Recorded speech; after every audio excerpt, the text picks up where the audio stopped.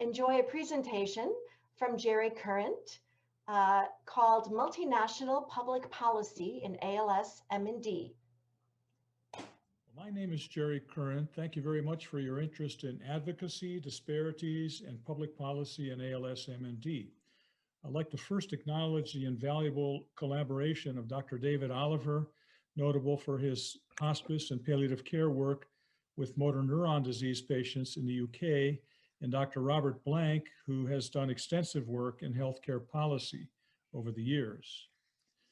There's a clear need for ALS MND public policy, but very limited comparative information from representative countries across the globe. And as a result of that, we determined there was an important need to obtain such information.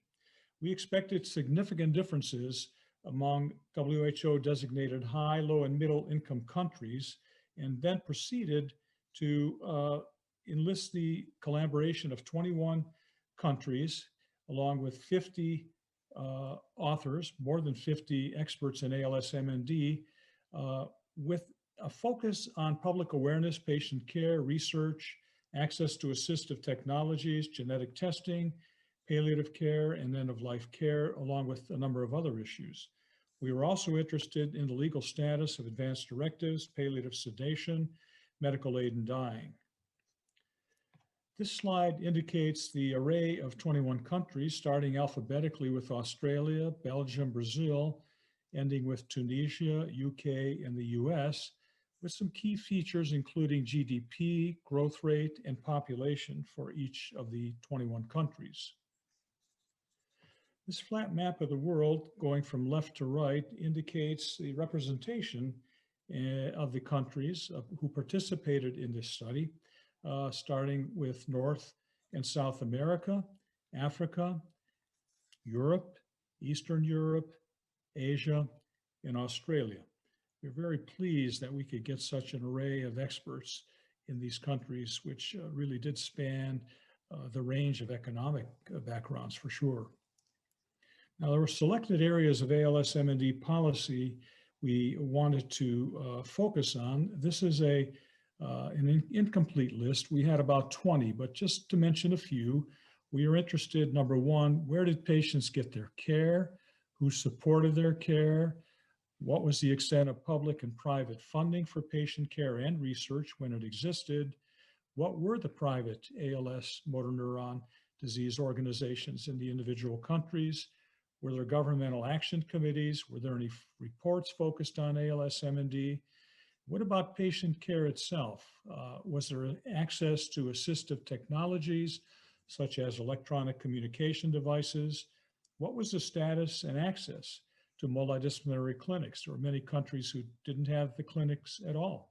And we recognize this as a gold standard, but not surprisingly, there were some parts of the world where they didn't even exist. We are also interested in right to try legislation, access to genetic testing for ALS MND patients. How widely available was this and who pays for it?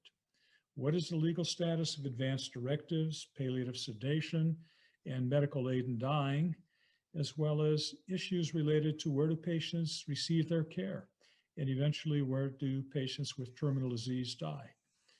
It actually varied significantly from among the countries. And then lastly, we are interested in factors unique to each country, including cultural, social, religious, and economic issues, and what, if any, changes in public policy could be recommended to improve care of patients in the respective countries. Now, some of the issues that drive public policy, first and foremost, probably is economics of the country.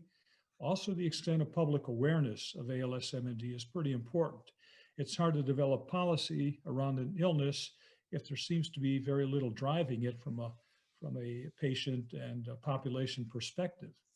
There's very little awareness in some countries and considerably more in others, as we'll see a little later.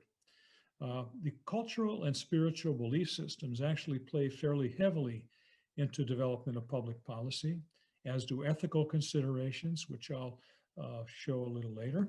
Healthcare disparities, of course, will significantly limit access to ALS care if they exist in the country, and they often do exist fairly broadly, that is, healthcare disparities. The availability of trained health professionals is very important, and the extent of support by government and private agencies, very interesting to know about. And so we asked all of our experts to address some of these issues. Some of the ethical issues include breaking bad news and abandonment, both spiritual, spiritual, physical, and emotional. But the issues that play into public policy particularly have to do with tracheostomy and use of mechanical ventilation, which varies widely among countries, feeding tube implementation, access to genetic testing, palliative sedation, and treatment with unproven and potentially dangerous agents. So there are a lot of issues of ethical significance that do help to impact the development of public policy. Now, just to focus on a limited number of issues, namely access to ALS, MND multidisciplinary clinics, and access to palliative care and hospice. On the far left, you notice that there is fairly widespread access by countries, largely represented by middle and high income countries. And as you transition from left to right, no access to some countries noted to the far right. And in close parallel to this, and no surprise to us, access to palliative care and hospice, widespread in countries noted to the far left, again, by and large representing medium to high income countries, and transitioning from left to right, none in countries with lower economic abilities. These are just two of many, many different issues we focused on, but in the interest of time, we're just looking at two of that happen to be of significance, actually. Some take-home messages. First and foremost, there are tremendous unmet needs across the globe in ALS, MND, especially in low and middle income countries. Great disparities exist in access to care, particularly whether or not we have multidisciplinary clinics. There are related issues, including assistive technology, genetic testing, and palliative care, among others, that are very important to address. We have derived a lot of information from individual countries regarding access to these individual facets of care. Limited public awareness of ALS in general exists, but certainly it's virtually non-existent in some countries. If we could only have something more like the Ice Bucket Challenge, which generated more than $222 million across the globe, that would be great, but maybe a little creativity moving forward, but clearly a need for increased public awareness would go a long way. There definitely is a need for more national ALS MND registries. Many countries do not have any at all.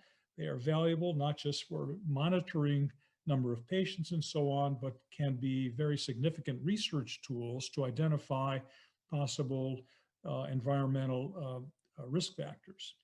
What came through loud and clear is there's a strong desire by international experts in this study indicating a need for more collaboration around clinical trials, but collaboration across the board, not just reflected in journal articles, but probably no substitute for one-on-one collaboration with peers from other parts of the globe. It's clear there are major opportunities to share knowledge and advances in patient care and research with other countries outside of those who are so privileged to be doing relatively well in that front. And advocacy needs and opportunities are clearly unlimited.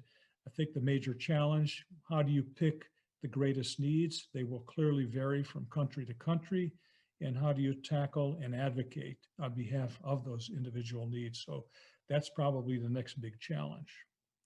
I'd like to finally note this publication will be in press by the end of December. Palgrave Macmillan, and this volume will contain all of the details provided by ALS-MND experts from the 21 countries, and we hope this would be of interest to you and serve as a valuable resource going forward. And we acknowledge the patients who live with this terrible disease and their families while maintaining hope for meaningful treatments and an eventual cure. We also thank the more than 50 ALS MND experts across the globe for their time and invaluable expertise. Thank you very much. Any questions? Thank you, Jerry. I'm waiting for some questions to come through. And in the meantime, I wanted to state that I know the Alliance has international advocacy set in its sightlines for the upcoming year. So I'm curious if you could pick a first choice of opportunity gaps, what would that be? Yes, can you hear me okay, Kathy? Can I be heard? Oh boy. Yes. Oh boy. You can hear me okay? Hear you, Jerry. We can hear you. Oh, great, great. Oh, thank you so much. I think it's very much a function of individual countries. And so one size does not fit all. But if you were going to choose something that would have universal appeal, I think it really would be increased awareness. I think increased awareness goes a long way and kind of sets the stage for a lot of other positive interventions. Access to multidisciplinary clinics, that's a big missing element in many parts of the world. Palliative care is non-existent in many parts of the world, so I think it's very much got to be tailored to individual countries based on the information we've acquired. I don't know if that makes sense at all. I think it's not a one-size-fits-all kind of thing. I think you're right. I do have, Jerry, I see here in the chat that Kathy Cummings has put the link to the book coming out, I think you said in December. So that is available in the chat. And I do have a question. Do you plan a regular update to this work that you've done?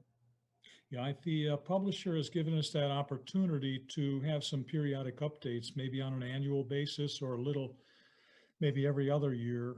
We're still in a process of fine tuning that, but yes, and the opportunity to add additional countries as well. So we're very excited about this. I think it's a unique resource, and we've really just scratched the surface in terms of what I was able to present in this brief video.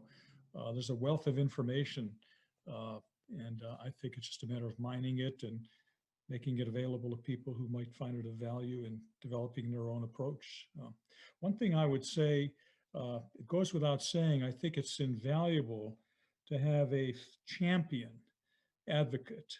And I've talked to people in other countries who are on the verge of retiring, and they're very concerned, legitimately, about things just kind of falling through the cracks and not having anybody to carry the torch. So I think there's a lot to be said about an advocate champion, and you know who you are, and just kind of spread the word. Thank you, Jerry. That was terrific. We look forward to the update. Yeah, thank you so much. Really, truly appreciate the privilege, and thank all of you for the outstanding work you're doing.